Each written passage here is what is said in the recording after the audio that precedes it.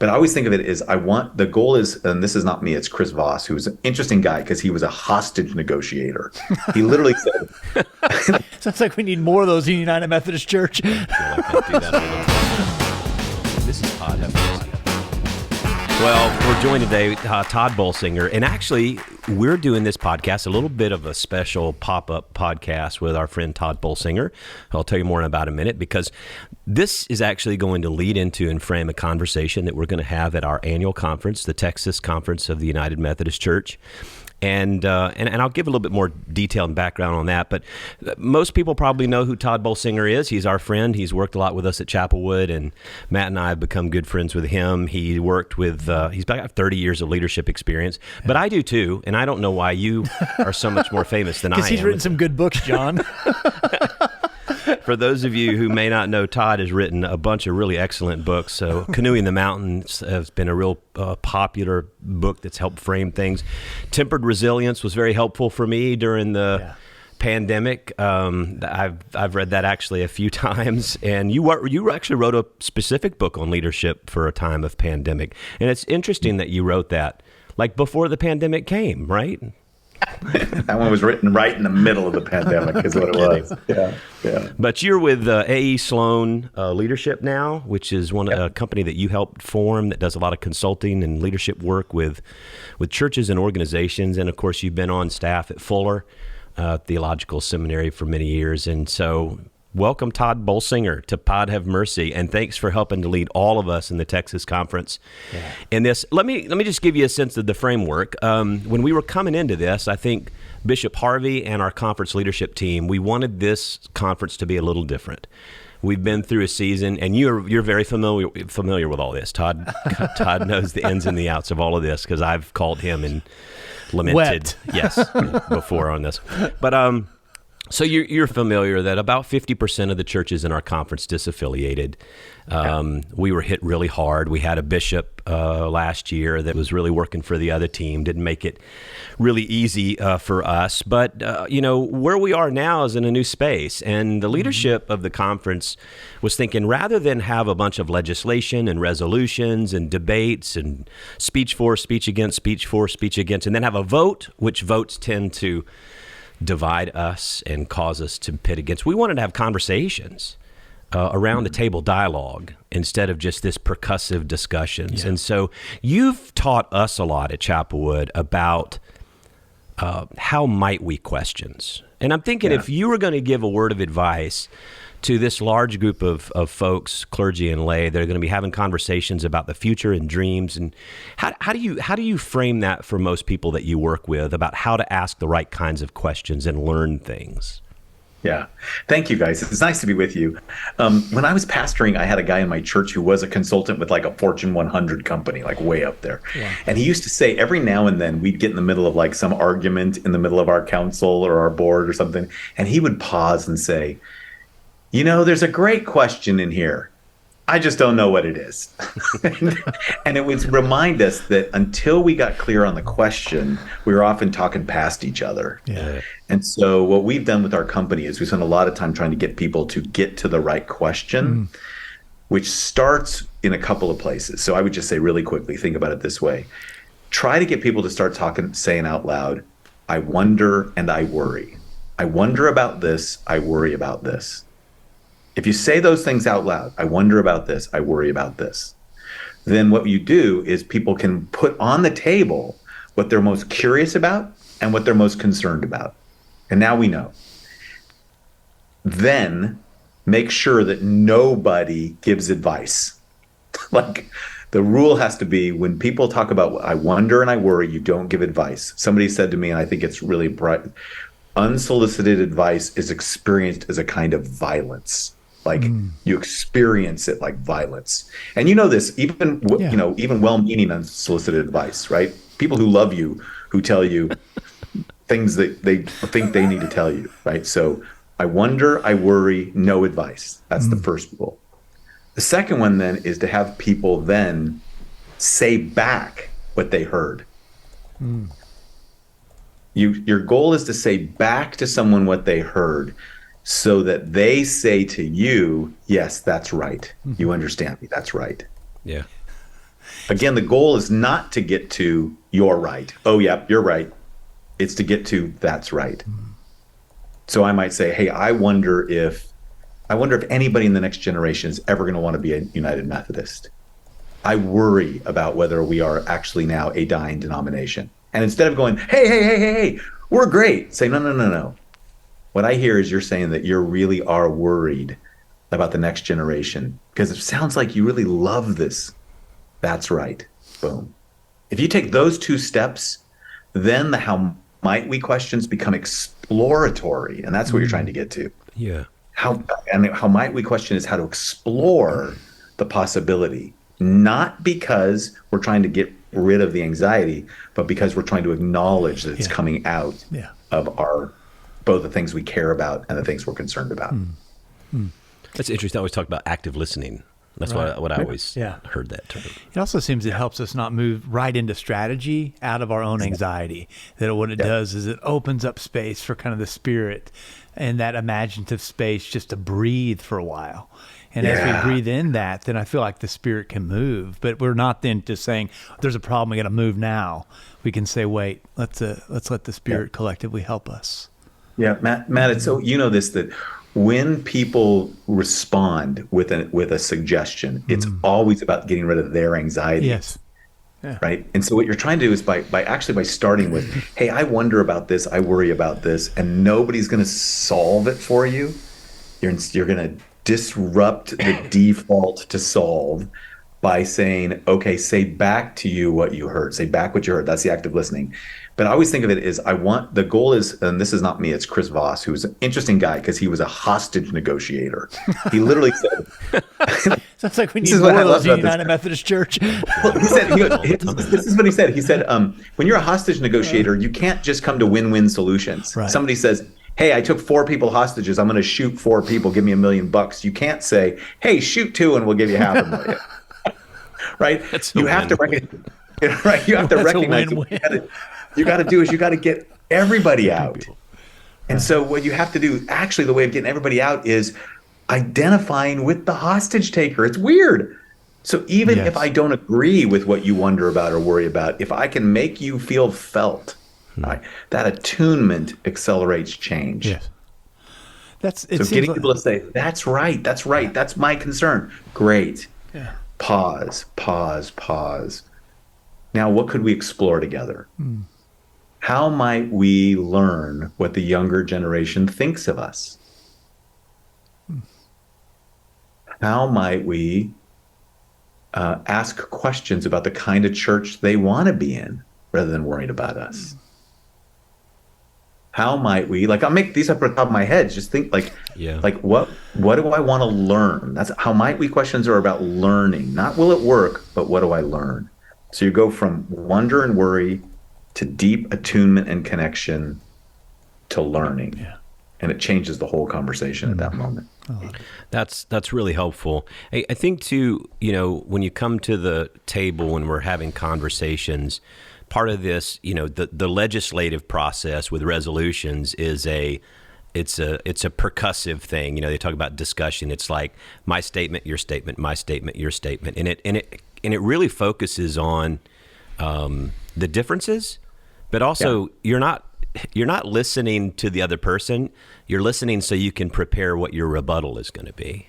Yeah. And I think we're trying to do something different, that the results of the conversations from the table become visions or hoped for outcomes that maybe we can entertain experiments with. You've talked a lot with us about taking these learnings and these things that we hear from each other and engaging in experiments. I don't know if that directly relates to the how might we questions, but talk about that a little bit. So when we think about, okay, what comes next after the conversation, or are we just having a conversation, walking away and nothing happens?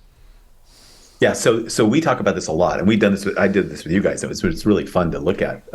Experiments. What happens with most of us is what we've done with experiments is we've used the word experiment to mean we're going to do something, and if it goes bad, don't be mad at us. In other words, we're asking the question, is this going to work or not? I want to change the question. The question isn't, does it work? The question is, what do we want to learn? What do we want to learn? Yeah. So if I don't know something, then that becomes gold. What do I want to learn? Yeah. So here's a question I would say, which is, what do we want to learn about the thing we're anxious about?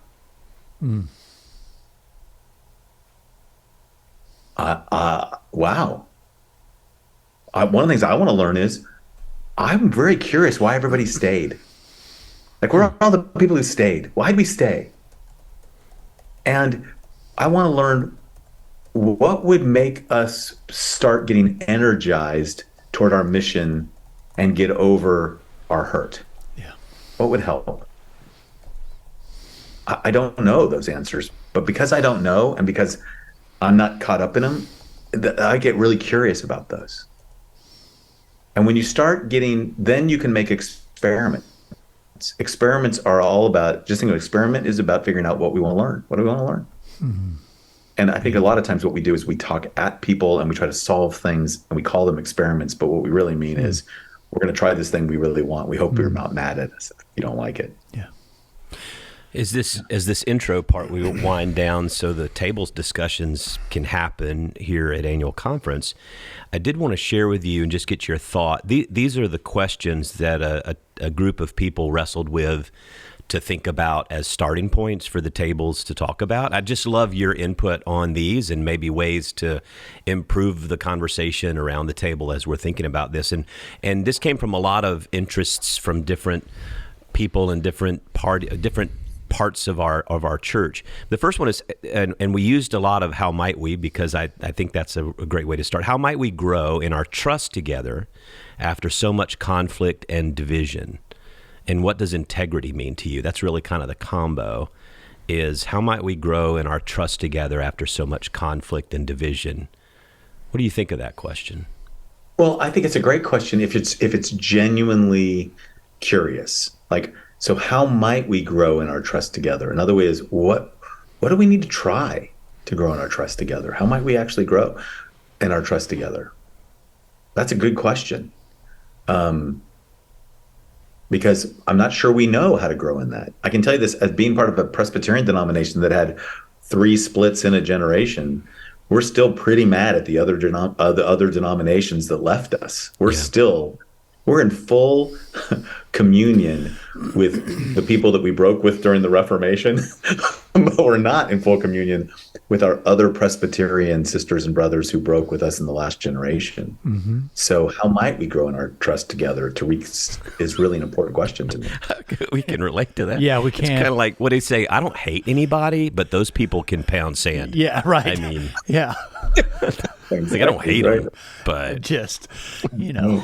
The second question is, how might we live together as a church in the midst of our differing understandings of human fulfillment? I think it may be a loaded term there. I think they were trying to find the diversity of ways that we think about living in the world together in the church, especially some of those I think that tend to be stressors. But how might we live together as a church in the midst of our differing understandings? Yeah. And really what I would want to get to is really concrete things. How might we discover the things that will help us live together? Like, we might discover that having a meeting like this where we're actually talking about our worries helps us a lot. Yeah. Right. Or we might discover that what we need to do is have more projects we do together and less talking. Like I don't know, like what could we experiment with? How might we learn to live together with our differences? And then the third one is, and it's not a how might we, but I guess you could help us just think about this. How important do you feel the values of diversity, unity, integrity, transparency, and trust are as we move forward? And what types of things should we do to make sure we instill and maintain these values? Yeah. I think one thing is, how might we clarify our values? Understanding that today we absolutely value diversity, equity, and inclusion. How might we clarify how we talk about them? Some of us are going to need help. Some of us are just going to need help, right? We get triggered. How might we clarify what is valuable to us? How might we is one of the questions. And when you ask how, what you're actually trying to get people to do is actually figure out how to operationalize something. What's the way we're going to get to? It's not, how might we questions are not rhetorical. They should build something. I'll close with this little story that came out of my doing some stuff with the Texas conference. I met with a great group of clergy. They were, I mean, I think about them a lot. They were mostly younger side, 30s and 40s. You know, I'm close to 60, so they're young to me. And we spent a whole evening talking. And what we started talking about is they said, like, where do we go from here? And I said, remember, your job is to make great wine, not to have the best wine bottle factory, right? Like, how might we recover what the world is thirsty for? Yeah. How might we recover the wine that makes the world glad, rather than worrying less about the bottles and the corks and the labels right now? Yeah. It seems to me that one of the things we have to recover, because I think we let it either lie dormant or we didn't know how to do this in the last season really well, is really vulnerability and curiosity as a community. Because I think that we had to, at least I think we had to learn how to be invulnerable because of kind of just bracing for impact. And I really think that in this next season, we have to recover our own sense of collective vulnerability and curiosity towards each other. Oh, I love that you said it that way, because that's what I think about when I think about I wonder and I worry questions. When I tell you what I wonder about, I start telling you about what I'm curious about. When I tell you what I worry about, I'm actually taking the risk to be a bit vulnerable. Like you're going to have people my age who are going to say stuff like, I wonder if there's going to be a church for my grandchildren. I worry that it's going to die on my watch. Yeah. Right? That I'm going to be the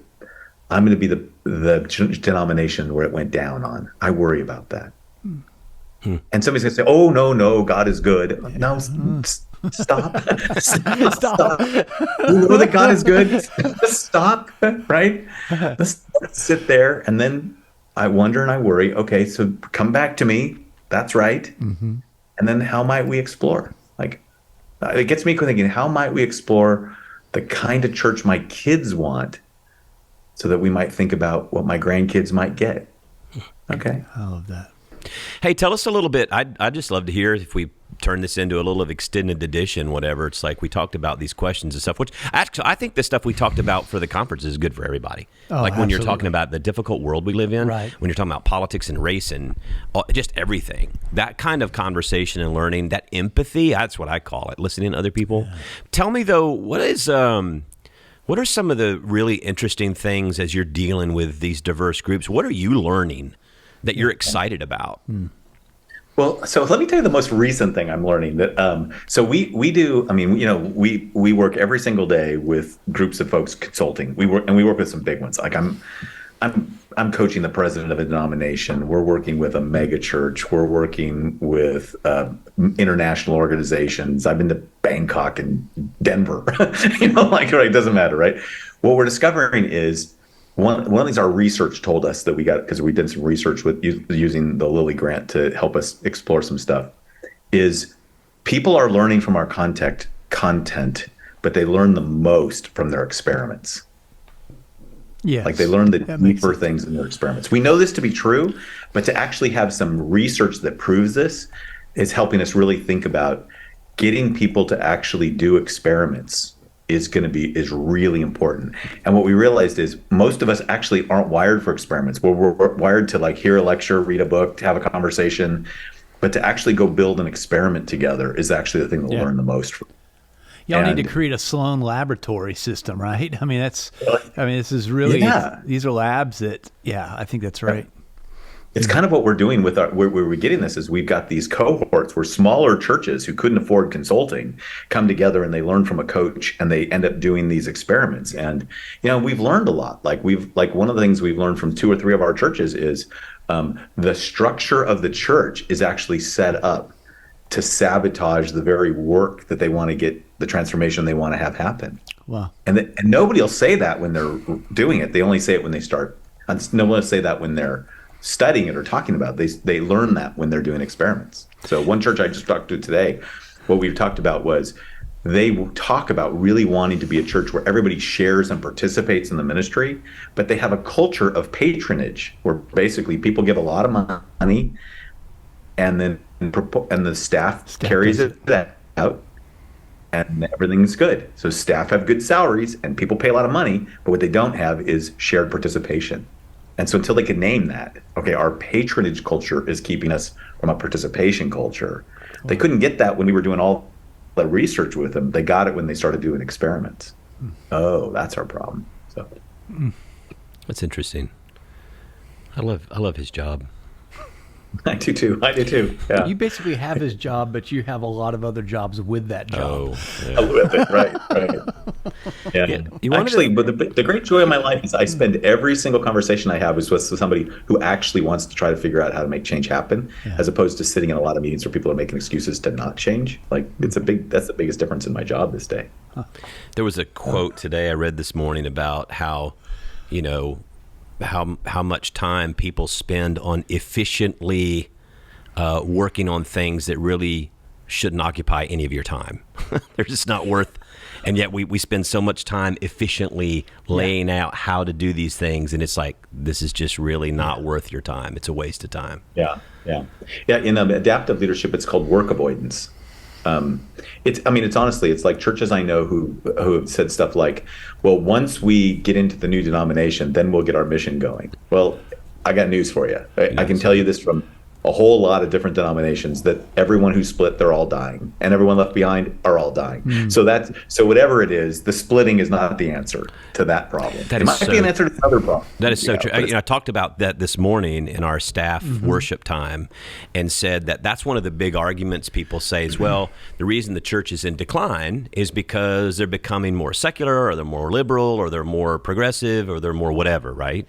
And so we have to leave and make a more fundamentalist kind of turn, and that way then we'll draw people to us. And I started looking through not only the secularization in America, the trends in Protestantism that's down 15% since 2007, and then, drum roll please, the Southern Baptist Church, Southern Baptists, which is that bastion of liberal wokeness, and they've lost 500,000 members last year.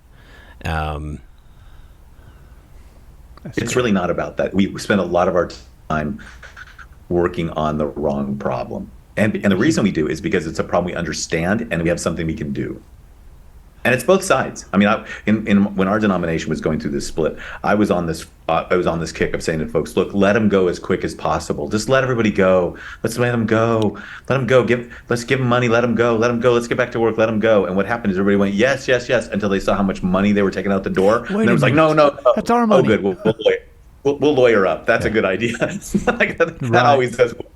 We always do so well when we start lawyering up. Like, we could have been done with this thing quickly. It was painful, but pull the Band-Aid off. Let's get done. Oh, no. Could I ask a couple of questions about the experiments? Because I find those to be really interesting. So what are some of the dynamics within some of the experiments that you're seeing, or that are bearing fruit? Like, what are some of the things that people are doing to learn and to really see within their own culture? Yeah. So the first thing you have to do is, once you identify, hey, here's this gap we have, and this gap we don't really understand. So as soon as you get people to stop trying to default to old practices, like, oh, we have a problem, I'm anxious, let's solve it this way. You get people to actually ask some questions. We talk about making observations. What do you see? What do you hear? What do you see? What do you hear? Let's get as many as possible. Let's get some interpretations. It could be this, it could be that. Let's get them as diverse as possible.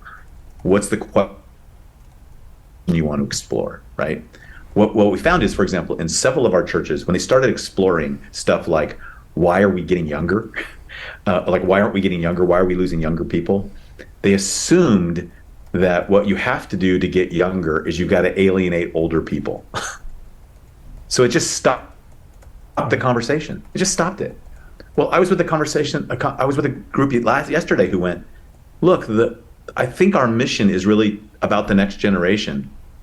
So how do we talk to all of our grandparents about their mission. The church's mission is not about them, it's about their grandchildren. And literally a grandfather said, "Are you kidding me? That's the easiest conversation in the world. Why do we think that's so hard? Every grandparent wants more than anything their grandkids to be okay. Like, why are we stuck on this?" And it was such an interesting thing because there's all this research that shows that the healthiest older people are people with a purpose. Yes.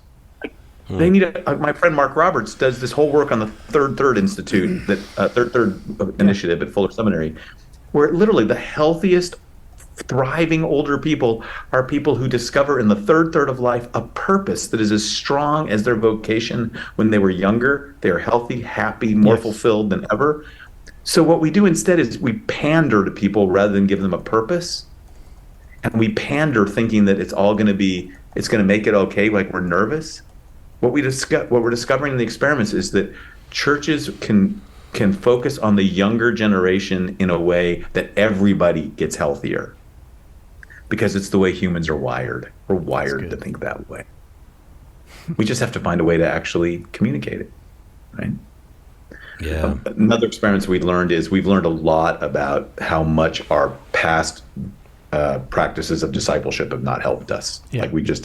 So now people are really trying to figure out what kind of experiments can we do rethinking discipleship. And one that I'm doing a bunch of research on is we have outsourced discipleship. What happens if you put formation discipleship at the center of the work of the church and literally think about it as this is our primary work for the next generation, kind of the way Alan Kreider talks about the primary work of the first 400 years of the church was formation. It grew the most in a time when there's almost no evidence that anybody wrote a tract on either evangelism or church planting. They spent all their time talking about formation. Kind of an interesting thing.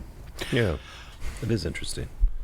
Are there any churches that you are seeing that are just kind of like starting over in a sense of whiteboarding these things? Because in some ways, like since the Enlightenment, we've cut up these things like human development is this, psychology is this, spiritual practices are this. But it seems that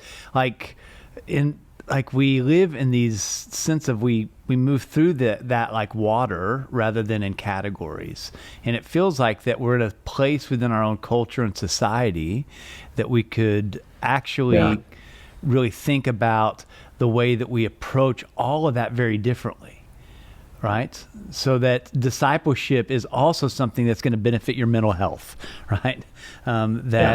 Small groups are not just about growing a church. They're all actually about the way you live more healthily in community, in a culture, in a city, right? How do we break some of this stuff down and start thinking about this in a more creative way? Well, a big part of the problem, Matt, is that so many of our strategies were built around an assumption of growth. It's a little bit like if I was to say, hey, I only have 2 kids, you might have 4, I guess your family is better than mine. Like nobody would say that. So if you start rethinking, okay, what actually is the goal? What are we trying to produce? What is the problem we're trying to solve? What is the pain point it actually starts focusing us more and more on our mission. So I'll give you one example of one of my clients. They're in an urban city in the South that has turned over demographically. They have about 2,000 members, and they're the most ethnically diverse staff I've ever seen. And the reason they said is that their core value is they want to be missional. And what they mean by that is we're going to be a mission to our neighborhood. We care about our neighborhood. So as the demographics changed, they became more and more multi-ethnic. They're now about a 2,000 member multi-ethnic church. They only have one problem. They have 500 empty seats every week when he preaches, because they used to be 5,000. When the community was homogeneous, they were another big box mega church who built a big sanctuary because they thought they were going to be 10,000. That's where the trends were going. Well, as the community turned over, they decided we're going to keep our value, which is that we're going to reach our neighbors. We're not going to be a mega church that tries to attract people from all the suburbs. We're going to actually, so now they're only 2,000. Wow. The problem is they're 2,000 incredibly healthy, vibrant people who, if they weren't being haunted by a building that had 500 empty seats, they would think they were doing fine. Right. But as long as there are people who remember when they used to be 5,000, the pastor says one of the hardest things in the world is to look at our church and say, it is the most beautiful example I've seen of God answering my prayers for how our church reflects our neighborhood. And a bunch of our members feel as if we are failing because we just can't fill the seats that they thought they wanted to fill 20 years ago. That's amazing. I talked about that Sunday, Yeah. The church growth movement, and that homogeneous strategy, the homogeneous principle. I think it's you guys at Fuller came up with all that stuff. Homogeneity? Was it Fuller? It became known as the homogeneous growth phenomena, not principle. It was reflecting. It was a phenomenon. I call it the willow creaking of America. But what it did was it played into going into a suburb where everyone looked the same socioeconomic, same values, same politics, same blah blah blah blah blah. And then what happened is the culture grows and adapts and changes. Then what you find out is that the people that live in that same suburb are now very diverse. Even though they look the same and have the same socioeconomic, same house, same schools, there's more diversity there than ever before. And so now what happens to those churches? They split, and then they split again, and then they split again, and they split again, because we made the goal growth and not formation. Yes. Is what I hear you say. Yeah. Yep. It's all the work you see about the big sort. People started sorting themselves. I mean, people now know they literally will go on Zillow and look for a neighborhood and they'll ask the question, are there small little cafes and Starbucks, or are there big box stores and Chick-fil-A? They actually, the companies know which demographic they're going to flourish in more. So very quickly, people, without even saying, no, I want to go in a place where people share my values. Well, that's happening is we start sorting. Well, as soon as a community doesn't sort, like people come in, immigrants come in, and other people come in, churches start sorting. So instead of going with and being more deeply connected to our neighborhood as it is, we would rather grow. So we start participating in the sort that keeps people in kind of much more, a lot less uniform, a lot less, what am I saying? The sort. That's short for same. Yeah. The sort. That's what's happening. I mean, when you think about these denominations, I mean, we're sorting.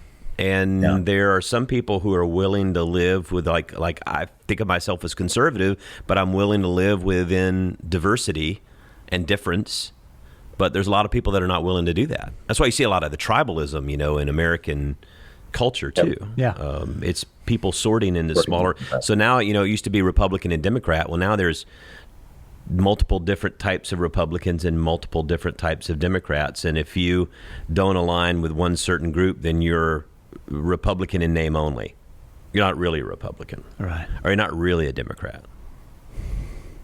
It's too hard to keep up with. Yeah. Yeah. And it's killing us. The sorting is actually killing us.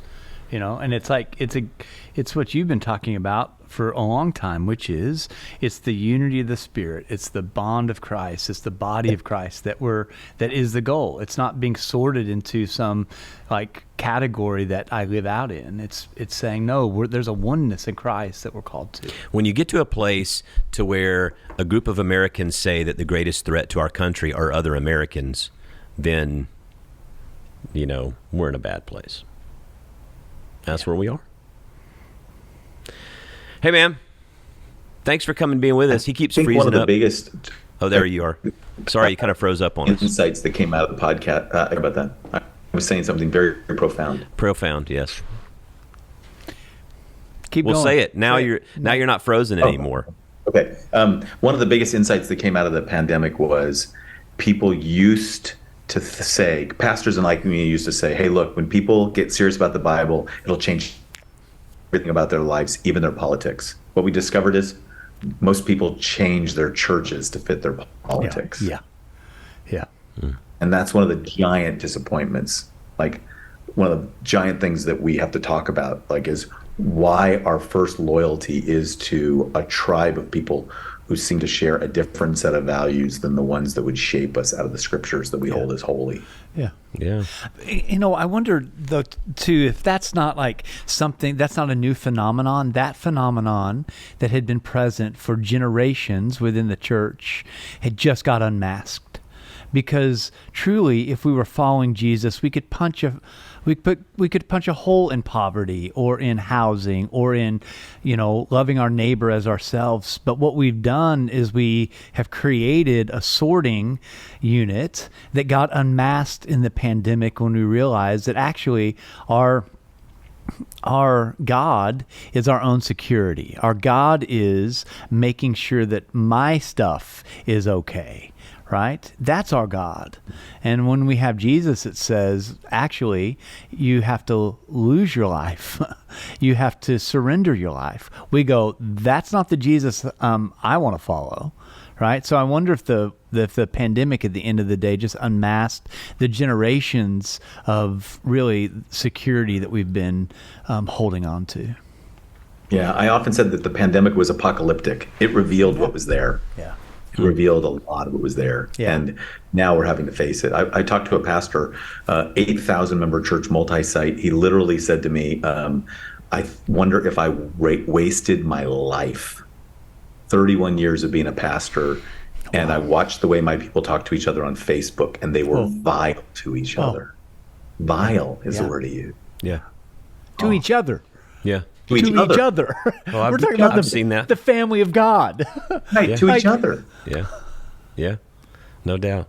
Well, hey, man, thanks for being with us today and helping us with the conference, but then also just talking about some of this other stuff. It's sometimes I feel like we lament a lot because this is a lot worth lamenting. But there's a lot of good things, and it's good to hear about the good work you're doing with these churches going on, and we want to stay in contact. So, we're selfish. We want to get all the good things you learn, so we can steal those things from you, Absolutely. and then we don't have to do quite as much work, but then we still get all the goodie out of it. That's kind of it's called innovation. That's what I'm here for. Well, hey, bud, good to see you. Enjoy a good bottle of wine. Do my best. Sometime soon. We appreciate you, brother. Take care. For you too. Say, guys. Bye. See you. Make sure if you like the podcast, or even if you don't, subscribe. Smash the like button. And send along to a friend. So all those things help. If you leave a 5-star rating or a good rating, or if you subscribe, or if you like, all those things, like they're helpful in the algorithm, right, in the cloud.